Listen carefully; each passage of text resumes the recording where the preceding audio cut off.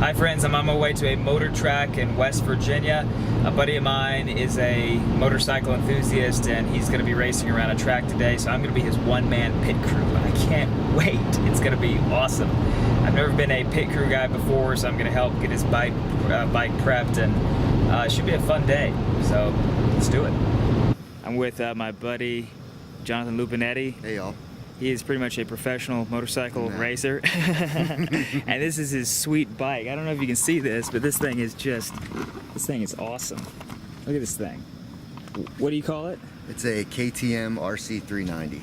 KTM RC 390. Wow.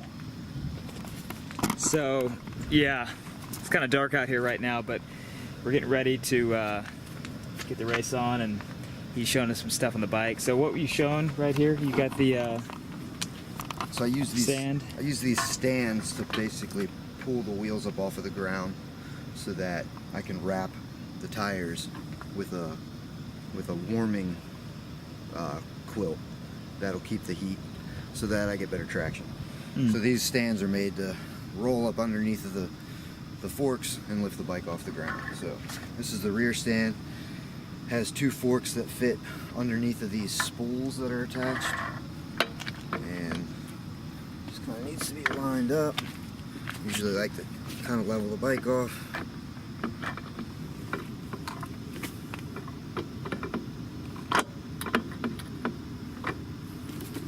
And then it just kind of just apply pressure on the bottom. Nice. Rolls up underneath there. So why are warming the tires important? The grippier the tires are, the warmer they are, the softer, the grippier they are. So that's just for traction. Usually when I first started, I would have to do 5 or 6 laps to get my tires warm before I could really trust the traction on the bike. So now that I have tire warmers and this different stuff, I can just go out there. I know the temperature of the tires, and it's really probably more peace of mind for me than it is I'm actually getting better traction. But you know, after one crash, it was worth the investment. Right. Do whatever you can not to crash, right? Yeah. Right. So we got the tire warmers on here. Yes, sir. This is like the straightest part of this track. Nice. From that corner to that corner. So this is like the fastest you'll be going will be through this area. So everybody's probably wanting to know, how fast can you go? My bike will do probably 115 miles an hour. Yeah. A lot of these bikes out here will do 200 if you give them the room. Nice. But so how fast will you be going today? I'll hit 115. Oh, yeah? Yeah, I'm cool. sure through here. A lot of these guys will be doing 160 through here. Yeah, I can just imagine. 200 miles an hour around the track, right? Right. First time. Yeah, yeah. Nice. Followed by death. Right, yeah. Yeah, this thing is, it's heavy, you know? You can feel the weight, you know? It's actually one of the lightest bikes around, yeah. Wow. And it's a little bit smaller too, so for like it's shorter. Yeah. So like the more foot you have on the ground, the more comfortable you usually feel. The more your knees are bent, the more comfortable you are with that weight. Yeah. So any other bike would probably be a little bit worse, honestly. Is it pretty comfortable as bikes go? To ride long distance now. Yeah, yeah. On a track, yes. Yeah. How's it on your wrist? If you're riding in a straight line, it's bad because your weight is just on your front. But if you're riding somewhere out here, like that has a lot of corners, you don't have your weight like that. You're not even, your butt wouldn't be on the seat. It would be, all your weight would be on your feet, on the foot pegs. So it depends on the kind of riding you're doing. It's not made for leisurely riding. It would be very uncomfortable to do that. You'd probably be done after like 80 miles of regular road. So there's your boots. Seaty boots, back protector, gauntlet gloves. Gauntlet gloves. Yes. That's awesome. Yeah, there we go. And then leathers. Yeah. The pocks on the knees. Okay. For sliding on the corners. Yeah. Padded elbows. padded back, hip pads. I think that's about it. Maybe nothing in the shoulders. Yeah, a little bit of padding in the shoulders. Cool. The one of the safest helmets they make. Yeah. So that's how they sold me on it. Yeah. What's it made out of? Plastic on the outside. There's a foam, like a compact foam liner on the inside, and fiber in a fiberglass shell. Construction of it's pretty good. Yeah. These are actually good for one use. Like, Really? if you drop it, really, yeah. it's done. Yeah. Yeah. Wow. That's why they require you here to have a new helmet, like if it has scratches and stuff on it. Right, yeah.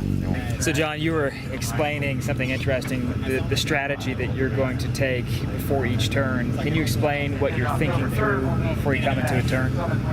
Yeah, so basically I want to figure out what gear my bike needs to be in so that I have enough power to get all the way through the turn without having to shift gears in the turn, because in order to do so I throw the balance of my bike off. My weight's on my right foot or my left foot, and I have to throw my body around to get the bike into a different gear. So I want to figure out what gear I need to be in to come out of the turn before I really start to get into these turns, so that I can just accelerate all the way through the turn and I have enough gear to get me out of the turn, get the bike back up and straight, and then I can shift gears. So there's a lot of thinking. Yeah. Before each turn. So you're going to be researching, you said, before first few laps to see what you need to do beforehand. Yeah, I just want to try and get a feel for the track, get a feel for the corners, and figure out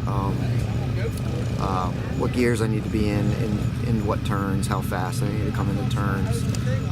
It's all about being smooth. You know, a lot of these coaches will tell you got to slow down before you speed up.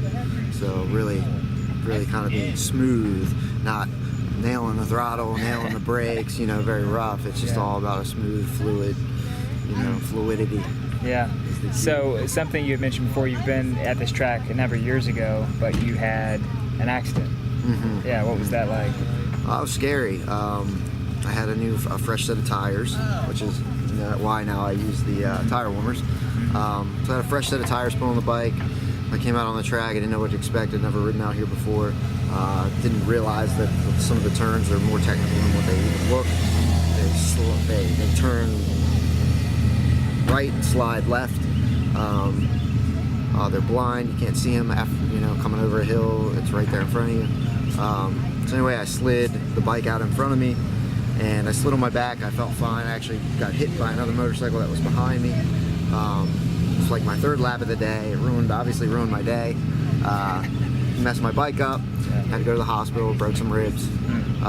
So yeah, it was scary. But I mean, I got back on the track. You started again pretty quick after that. Yeah, I'd say maybe 3 or 4 weeks later, I went and did a day out at Virginia International Raceway.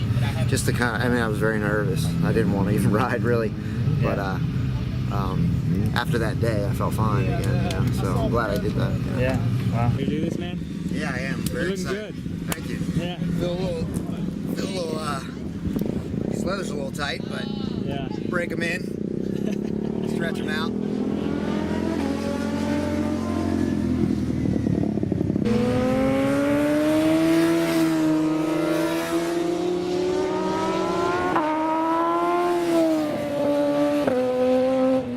So right now, I don't know if you can see it, but over there, the intermediate group is heading out of the track, and novices are about to go.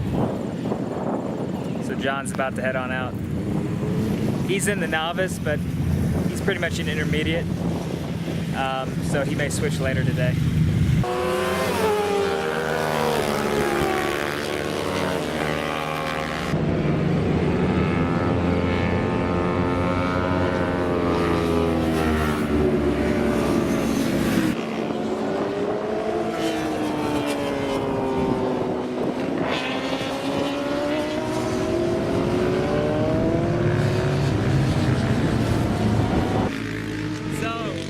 Tell us about your first time around the track. What'd you think about it? Just kind of working myself into this equipment. It's a little awkward. Haven't worn it in a while. So the first couple laps were a little bit nervous, a little scary. But Kind of got used to it, learned the corners a little bit. I definitely feel more comfortable going out the second time. Looking forward to it. What's the main thing you had on your mind out there? Shifting gears actually is the most difficult part for me, and because I just have to be really aggressive with my weight and reposition myself to get my foot to where I can shift gears, and I have to do it a lot on this bike and on this track. So that's really where my head was at, getting the bike upright so that I could shift into the next gear, prepare for the next gear. Always in preparation for the next gear. It happens fast. You gotta be fast. Yeah. Wow. Cool.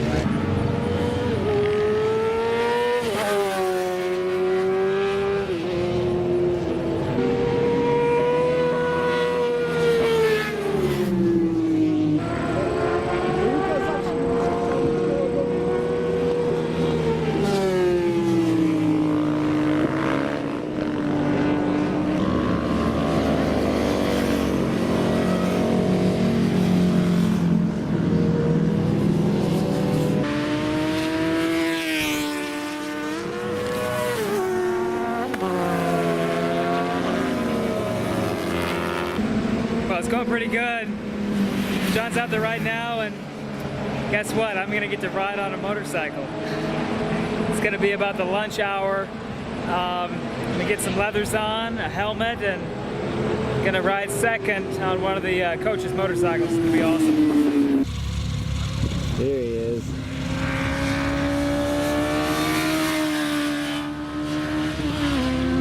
Yeah, that was awesome. It's kind of hard to tell how fast you're going though. He said over 100. Did so, he? Yeah. So yeah, that's pretty good. But yeah, I mean, yeah. Otherwise, it was fine. Yeah. You know? Well, I'm back from the Motorcycle Raceway. I had a great time at that event, and I hope you had a good time watching the video. And I learned a whole lot about motorcycle racing thanks to my friend John, and I hope you did too. And I also learned that no matter what you want to get good at, whether it's dance or a sport like basketball or maybe motorcycle racing, or maybe you want to build robots in the future, I don't know, but whatever it is, you have to be willing to practice a little bit every day. You need to be diligent and persistent.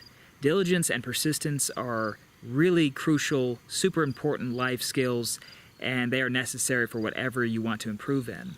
So think about something that you really want to get better at. Think about something that you really would like to do. Maybe it's motorcycle racing or something else. Think about how you can continuously improve step by step. You can't just snap your fingers and all of a sudden expect to be a professional motorcycle rider. John had to practice a whole lot to improve and get better. So think about how you can take a step today to improve a little bit at something you want to get good at, and then take another step tomorrow. You'll be surprised after a couple of months or even a couple of years, more so, if you've taken little steps to improve along the way, you will be shocked at how much you will have improved. So it's all about continuous improvement, step-by-step improvement, diligence and persistence. I know you can do it. I'll see you again soon.